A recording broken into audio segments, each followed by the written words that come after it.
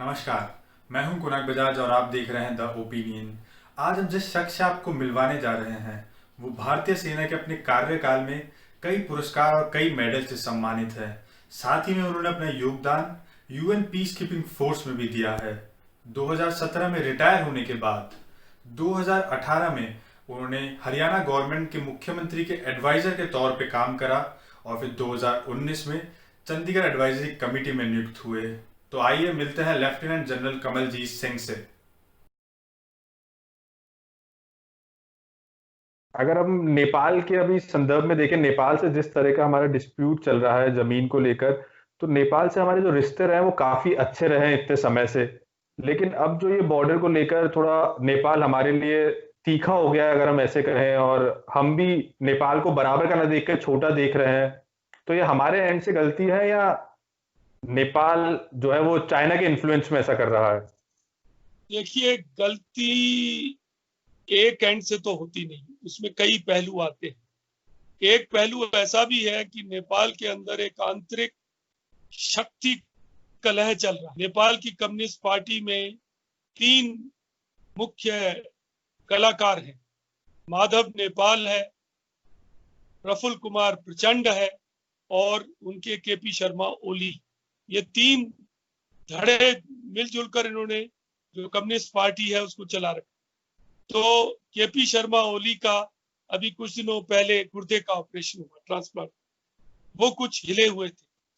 उन्होंने कहीं ना कहीं अपनी पॉलिटिकल स्पेस को रिक्लेम करना, उनको हटाने की भी बातचीत चल रही थी। प्रेसिडेंट ने बोला भी कि जब तक कोरोना है रहने दो, बाद में सोचेंगे। तो चीन ने भी इसमें काफी महत्वपूर्ण भूमिका वहां पर कर रहा है, जो कि उसको करना नहीं चाहिए। लेकिन नेपाल के साथ ऐसा है, नेपाल एक हमारे घर का भ्रमित या टेम्परेरीली मिसगाइडेड भाई है, छोटा भाई है। हमने गलती तब की जब हमने उनको गैस सप्लाई रोकी, हमने बड़प्पन नहीं दिखाया। देखिए, मैं बार बार कहता हूं, क्षमा बड़न को चाहिए, छोटन को उत्पाद। ये बहुत बड़ी बात हमारे शास्त्रों में कही गई है। हमको सोच के करना था। उससे नेपाल में बहुत लोगों के मन में हमारे प्रति अच्छी भावना नहीं रही। दूसरा, हमने कहीं ना कहीं मधेसियों के साथ ज्यादा लिंक स्थापित करना भी ठीक नहीं है। मधेसी हमारे से ज्यादा एक जैसे हैं, लेकिन इसका मतलब नहीं है कि हम नेपाल के गुरखास को इग्नोर कर दें। वो मेजॉरिटी है। यही हालत अफगानिस्तान में है। हम ताजिक, उज्बेक और हजारा से मिल जाएं और पश्तून को छोड़ दें, लेकिन पश्तून तो मेजॉरिटी नहीं। तो हमको इस चीज का ध्यान रखना पड़ेगा। ये चीजें होती हैं, टेम्परेरी हैं। नेपाल हमारा दोस्त है। नेपाल के साथ देखिए, आप कोई भी चीज, चाहे चीन कितना भी कर ले, जो चीज आप ट्रक से नेपाल में चाइना के थ्रू लाना चाहें, उसकी कीमत कलकत्ता के बंदरगाह की बनिस्बत कम से कम 8 से 10 टाइम, या नेपाल ऐसा करने को तैयार है। लेकिन हमको भी इसका गलत फायदा नहीं उठाना चाहिए। मैच्योरिटी से नेपाल से बातचीत करनी चाहिए। कहीं ना कहीं मैं ये बात जरूर कहूंगा, मुझे इसके लिए माफ भी कर दिया जाए, कि वो लीपू लेक का जो इनॉग्रेशन था वो करने की कोई ऐसी जरूरत नहीं थी। उसको चुपके से भी किया जा सकता। उसको कुछ हमने ये नक्शे और ये लीपू लेक, इसको हम कुछ प्ले डाउन कर सकते थे। नेपाल में एक क्राइसिस चल रहा था, लेकिन वो कहते ना, हाइंड साइड, बाद में तो सभी को अकल आ जाती है। तो शायद मैं भी उसका इस्तेमाल कर रहा हूँ। लेकिन हमारे जो राजदूत हैं, जो हमारे सामरिक एक्सपर्ट्स हैं, उनको तो इस बात का ज्ञान है। तो हमको ये प्ले डाउन कर देना चाहिए। हमको इसमें कहीं ना कहीं इतना इसको तूल नहीं देनी थी। नेपाल उसको करना पड़ा। हमको अभी इसको इग्नोर कर देना चाहिए। नेपाल के साथ फ्रंट खोलने की कोई जरूरत नहीं है। हमको नेपाल को किसी ना किसी तरीके से मनाना चाहिए। देखिए, जहां जहां भी ट्राई जंक्शन है, लीपुलेक है, ऐसे ही गिमोचिन है। जो डोकलम की क्राइसिस है वो गिमोचिन की वजह से, वो ट्राई जंक्शन है इंडिया, चाइना और भूटान के बीच में। ऐसा ही ट्राई जंक्शन है कि इंडिया, चाइना और म्यांमार के बीच में। लकीली वहां पर कोई ऐसी बड़ी समस्या नहीं है। पर गिमोचिन और लिपुलेख में तो समस्या है। तो जहां जहां ट्राई जंक्शन होता है वहां समस्याएं होती हैं, बन जाती हैं। तो हमको इसका परिपक्वता के साथ काम करना चाहिए। हम बड़े हैं, वक्त देना चाहिए। और नेपाल के साथ हमारे सांस्कृतिक, धार्मिक और बहुत पुराने ऐतिहासिक संबंध है। तो ये चीजें होती हैं और कुछ दिनों के बाद शायद वहां सरकारें बदल जाती हैं, हालात बदल जाते हैं। तो नेपाल का बहुत बड़ा तबका, मधेसी और नेपाली कांग्रेस, इस विचार में उनके साथ सहमत नहीं है। तो किसी तरीके से हमको इसको, ये जो लिपू लेक का विवाद है, इसको सुलझाने की कोशिश करनी चाहिए। तो जैसे अभी आपने वहां के इनॉग्रेशन की बात कही, वैसे मैं कहूंगा, क्या आपको ऐसा लगता है हमारी जो पॉलिटिक्स है वो इसकी मार्केटिंग के चक्कर में या वोट्स के चक्कर में कई बातों को ज्यादा तूल दे देती है? जैसे पाकिस्तान को भी कई जगह पर हमने अपनी यहाँ की पॉलिटिक्स में डाल के उसको ज्यादा तूल दे रखा है बात को। क्या ऐसी कोई सिचुएशन है, इस वजह से चीजें बिगड़ती है? मैं आपकी बात से पूरी तरीके से सहमत हूं, क्योंकि हमारे देश के अंदर जो लोग हैं जिनको जिस नहीं बोलना चाहिए वो बोलते हैं इस बारे में, और बेकार में ही बोलते हैं, और फौजी चीजों का गलत इस्तेमाल करते हैं। नहीं करना चाहिए। हमको देखिए, सब पार्टियों को इस बारे में एक राय बनानी चाहिए। भाई पाकिस्तान तो सबका दुश्मन है, चीन भी सबका ही थ्रेट है, तो हमें इसमें क्या पॉलिटिक्स।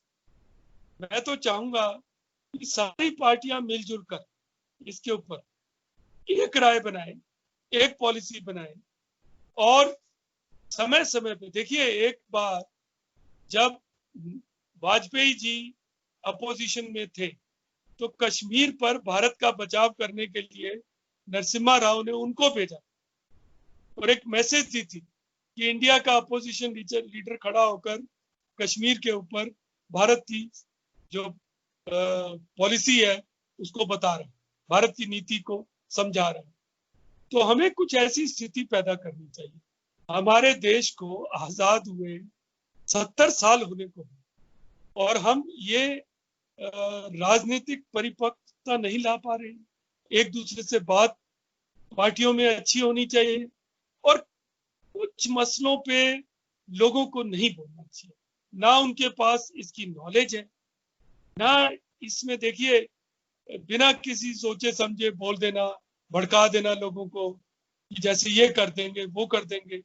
होता नहीं है ऐसा। बिल्कुल। जो देख बहुत मैं तो ये कहता हूं, हमारे शास्त्रों में सब कुछ समझाया गया। हमें 2 कान दिए गए, 1 मुंह दिया गया। सुनो, समझो। गणेश जी का तो पेट भी बड़ा था। वो किस लिए बड़ा था? कि हर चीज को पचा जाओ। जिसकी जिम्मेवारी है उसको बोलने दो, उसको समझाने दो। तो चीन तो चाहता ही है। चीन का जो 3 वॉरफेयर है उसका एक पहलू ये भी है, साइकोलॉजिकल वॉरफेयर। उस देश के अंदर आंतरिक लड़ाई शुरू करा दो, उस देश की लीडरशिप को डिस्क्रेडिट कर दो।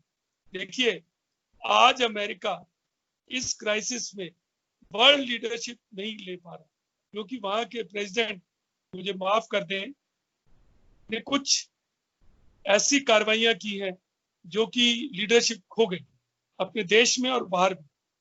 दोबारा प्रेसिडेंट बन जाए उसकी कोई वो नहीं, लेकिन एक लीडरशिप का जो था, एक चैलेंज था, वो नहीं वो कर पा। और विश्व उनसे चाहता था कि वो इसकी जिम्मेवारी ले, इसमें आगे आए। और अमेरिका इतना बड़ा देश, आगे भी हमको उसकी जरूरत है। उम्मीद करते हैं वो करें ऐसा। अब चीन भी ये चाहता है कि हिंदुस्तान में ये प्रॉब्लम है, इसमें कलह हो, लड़ाई हो, झगड़ा हो। तो मेरी सब पार्टियों से, सब नेताओं से यही अपील है, सरकार को अपना काम करने दें। और बार बार, और देखिए, आपकी चैनल जो कि हम जैसे लोगों को समझाने की, बोलने का मौका दे रही है, ऐसा नहीं है। मैं टीवी पर नहीं जाता। क्यों नहीं जाता? टीवी के ऊपर तू मैं और टीआरपी की लड़ाई चलती है, उनको मजा आता है। अगर टीवी का बस चले तो हिंदुस्तान और चीन में लड़ाई हर रोज हो, वो तो चाहती है। ऐसा नहीं है।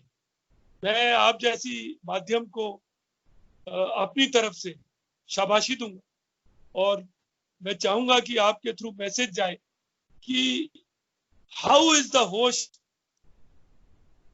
केवल यही जरूरी नहीं, जोश के साथ होश भी होना चाहिए। हमें कहना चाहिए हाउ इज द होस्ट। कुछ चीजें ऐसी हैं जिसमें हर एक को कमेंट करने की जरूरत नहीं है। अगर हम चीन के साथ, आप 25 या 26 दिन हुए, डोकलाम में हमें 76 दिन लगे, 73 दिन लगे, लेकिन स्थिति ठीक होगी। तो हमें सरकार पर, सेना पर भरोसा करना चाहिए और सरकार और सेना से भी यह अनुरोध है कि जितनी पारदर्शिता कर सके करनी चाहिए। उसको छुपाने से कुछ हासिल नहीं है। अगर हिंदुस्तान की जनता को पता हो, हिंदुस्तान की जनता साथ खड़ी हो, तो उससे सरकार का हाथ मजबूत है, मेरा तो ये मानना है। तो हमें पारदर्शिता जितनी दे सकते, हर चीज में नहीं हो सकती, क्योंकि ये बहुत कुछ इंटेलिजेंस की बातें भी हैं, कई चीजें होती हैं और पैनिक नहीं, लेकिन जितना हम मिलजुल कर चल सके हमें चलना चाहिए और संयम और धैर्य रखना चाहिए। और हर एक आदमी को इसके ऊपर कमेंट करना, रैली कर लेना और चीन को हम दिखा देंगे, क्या दिखा देंगे? आप जाइए ना, मैं आपको बता रहा हूं, आपके माध्यम से, मैं बॉर्डर पे रहा हूं, बॉर्डर पे भूतुआ विलेज है, घोस्ट विलेजेस हैं, जहाँ कोई नहीं रहता, जहां पर सिर्फ लेबर रहता है, बच्चे सब पीछे पढ़ने चले गए, लोग नौकरी करने चले गए। क्या हमारे युवा, ये सब लोग जो यहाँ ड्रामा करते हैं, मैं चीन को देख लूंगा, पाकिस्तान को देख लूंगा, क्या इनमें से कोई भी मैं चैलेंज देता हूं आपके माध्यम से, अपने जीवन के 2-3 साल वहां बिताने को तैयार है? आप जाइए वहां, रोटेशन पे जाइए, एज एन इंस्टीट्यूशन अडॉप्ट कर लीजिए कि मैं फलाने डिस्ट्रिक्ट को अडॉप्ट करता हूँ, वहां जाकर मैं लोगों के साथ मिलजुल कर काम करूंगा। आफ्टर ऑल, आपने सुना होगा टीच फॉर इंडिया, एक इनिशिएटिव है जिसमें बहुत अच्छे लड़के बेटे भी उसमें काम कर चुके हैं। IIT IIM छोड़ के बच्चे 30,000 के स्टाइपेंड पे एक कमरे में रहते हैं, गांव के बच्चों को पढ़ाते हैं और सब कुछ छोड़ के मेहनत करते हैं। तो क्या हम ऐसा बॉर्डर विलेजेस में नहीं कर सकते? हम जाए वहां, चीन को भी मैसेज जाएगा कि पूरा हिंदुस्तान अपनी सीमाओं की जिम्मेवारी लेने को तैयार है। इमेजिन करिए, केरला के युवा IIM कोझिकोड के बॉर्डर में जाएं और चीन को पता लगे कि ये राज्य तो कम्युनिस्ट गवर्न करते हैं और कम्युनिस्टों के राज्य के लोग आकर सिक्किम के यहाँ पर खड़े हैं, तो क्या चीन को चिंता नहीं होगी? चीन को मैसेज नहीं जाएगा? क्या हम साइकोलॉजिकली उनको आंसर नहीं करेंगे? तो करिए तो सही ना कुछ ऐसा। इतने बड़े स्कूल हैं, इतनी फीसें लेते हैं, बॉर्डर के विलेजेस के स्कूल्स को अडॉप्ट करिए, उन बच्चों को यहाँ लाइए, वेबिनार से जोड़िए उनको। आपको मालूम है वहां पर बच्चे कहते हैं, टीचर क्या स्कूल आना है, शेलिंग चल रही है, बंकर में स्कूल चलते हैं, आप उनके लिए क्या कर रहे हैं? कुछ करिए तो सही यार। सिर्फ ट्विटर पे बैठ जाना, सोशल मीडिया पे हल्ला पा देना, ये किसी समस्या का निदान नहीं है। मैं आपके माध्यम से सब लोगों को चैलेंज देता हूँ, जिसका मन करे मेरे से जुड़ो, मैं आपको लेकर जाऊंगा। आप जाइए वहां, करिए काम, बहुत काम है करने को। और कोई गोली नहीं चल रही वहां पे, गोली तो 1975 से नहीं चली, यहाँ तो गोलियां चलती हैं। आप मेरठ में, गाजियाबाद में, हापुड़ में, मैं सॉरी ग्वालियर में, कई जगह ले लो, कई नाम, वहां गुंडे गोलियां चला देते, मौली में भी चला देते, गैंग ऑपरेट करते हैं। वहां तो कोई गैंग नहीं, चीनी उधर बैठे हैं, हम इधर बैठे हैं, पर वहां भूतुआ विलेज है। भूतुआ विलेज में जान डालना हमारी जिम्मेवारी है। क्या हम करने को तैयार हैं? आप साइंस पढ़ते हैं, एक चीज होती है सेंट्रीफ्यूगल फोर्स।